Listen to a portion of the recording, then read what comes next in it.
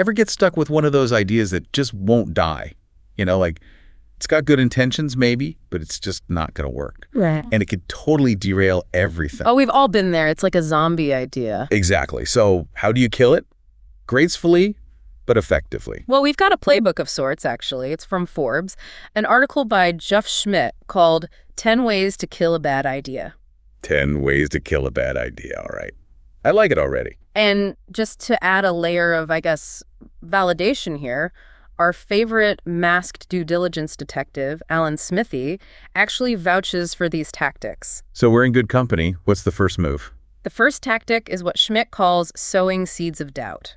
So instead of attacking an idea directly, you kind of subtly highlight the unknowns, the potential risks. So it's less about saying this is a terrible idea and more about kind of nudging people towards, maybe we should think this through a little more carefully. Exactly. You're playing devil's advocate, but with finesse. In fact, Schmitt recommends going into excruciating detail about the potential complications. So you're almost painting this vivid picture of everything that could go wrong, sort of like a worst-case scenario, but presented in a very matter-of-fact way. Right. And you're tapping into that fear of the unknown, which can be very powerful. And this tactic cleverly plays on loss aversion because, people are inherently more motivated to avoid losses than to chase gains. That makes sense. We're wired to avoid pain, right? Exactly. So by subtly framing the idea as a potential loss, you're increasing the resistance to it. It's psychology at work. It's not just about logic. Absolutely. Now, tactic number 2 is a bit more direct. It's called the money question. Oh, I like the sound of this one. Yeah.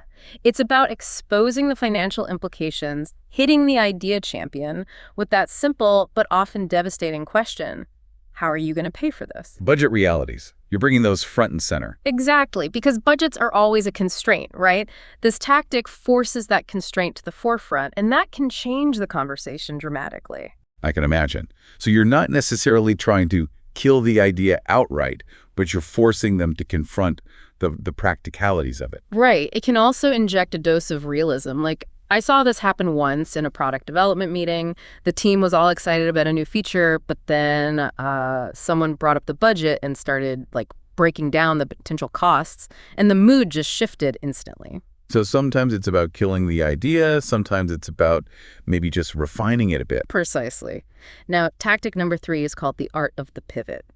This one is a bit more subtle. It's about shifting the conversation away from the bad idea without directly attacking it. I imagine this is especially useful when the idea, like we said before, comes from a good place. Yeah. You don't want to embarrass or alienate the person who's pitching it. Absolutely. You got to preserve those relationships. And Schmitt actually gives several examples of how to pivot. You can try to fold the idea into an existing project, kind of subtly redirect the energy.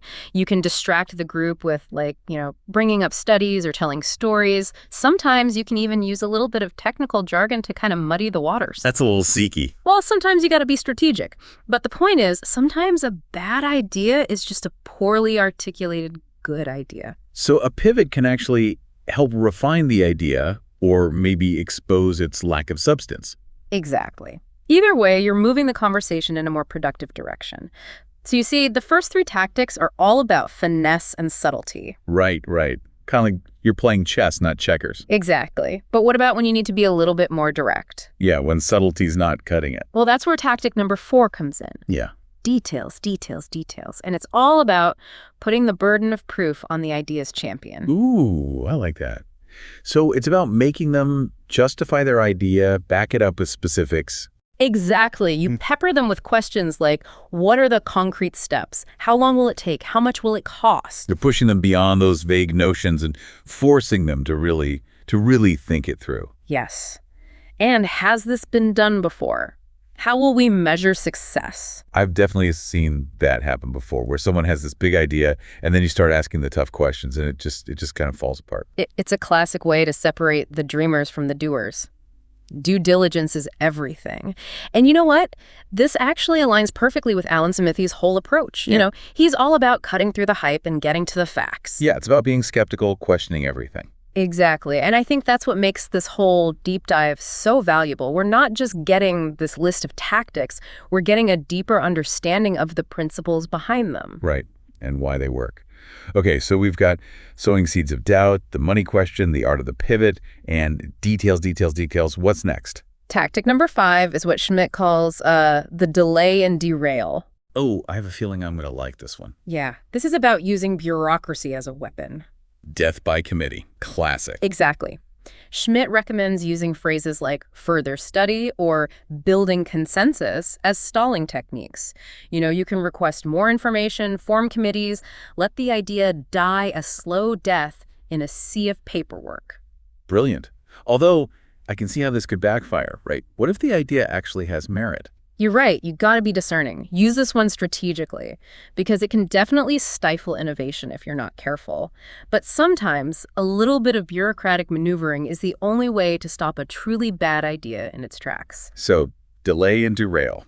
Use with caution. What's next? Tactic number 6 is called taming the beast. Water it down. Taming the beast. Okay. What does that involve? Well, it's about finding common ground, by scaling back the idea or maybe removing the most objectionable elements.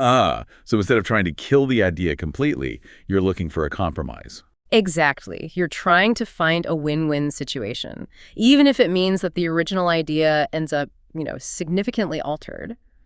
It's a negotiation. You're not trying to destroy the other side. You're trying to find a solution that works for everyone. Hence, taming the beast, not slaying it. Exactly. And sometimes that can be the best approach. You may not get everything you want, but you can at least prevent the worst case scenario. So sometimes it's about killing the idea, sometimes it's about redirecting it, and sometimes it's about finding a compromise. It seems like there's a whole spectrum of approaches here. Absolutely. And the best approach will depend on the specific situation. It's interesting. You mentioned earlier how this deep dive is about more than just a list of tactics. It's about understanding the principles behind them. Yeah, exactly. And that's why it's so helpful. We're not just learning how to kill bad ideas. We're learning how to think critically about ideas in general. I couldn't agree more. All right, so we've covered 6 of Schmitt's tactics so far. 6 down, 4 to go. Yeah. What's next on our hit list for bad ideas? Well, tactic number 7 is called priorities and opportunity cost. And this one is all about, it's about framing the bad idea within the context of limited resources. So you're not attacking the idea itself. You're kind of shifting the focus to, okay, we've only got so much time, money, energy, and is this really where we want to be spending it? Exactly. You're forcing people to ask themselves, is this truly the most important thing we should be focusing on right now? It's highlighting those hidden trade-offs, right? Yeah. Because every decision has a consequence. You say yes to one thing, you're automatically saying no to something else. Precisely. And Schmitt emphasizes that idea, the fear of missing out on other opportunities. Like that classic saying, you can do anything, but you can't do everything. Exactly. We all have limited time, energy, resources. This tactic forces us to make those tough choices. I like it. It's a reality check. Okay. Okay, what's number 8? Tactic number 8 is called building a coalition of the skeptical. There's power in numbers. Exactly. You're probably not alone in your skepticism. Schmitt recommends kind of quietly enlisting allies, people who share your concerns, and then presenting a united front. It's like that old saying, the squeaky wheel gets the grease, or, in this case, the skeptical chorus gets the attention. Right. There's strength in numbers, especially when you're trying to challenge the status quo. Yeah. Sometimes a lone voice of dissent just gets ignored. But when a group of people start raising the same concerns, well, it's much harder to dismiss. It's about creating that critical mass of skepticism. I like it. Okay, so we've got allies. We're armed with facts and figures. What's next? Tactic number 9 is what Schmitt calls win-win, not war. Ooh, that sounds diplomatic. It is. This one shifts the focus to relationships. Because even when you're trying to kill someone's idea, you don't have to make it a personal attack. Exactly. Remember, business is about relationships. Turning a debate into a blood sport is, it's incredibly counterproductive. No one wants to feel humiliated or like their contributions are worthless. This reminds me of Allan Smithee, actually. He's brilliant, obviously, incredibly sharp and analytical. But he always manages to maintain a certain level of diplomacy. Right. It's about finding that balance between being critical and being respectful. Because, think about it. If you're in a meeting and someone just totally trashes your idea, are you going to feel inspired to share anything else? Exactly. You're going to shut down.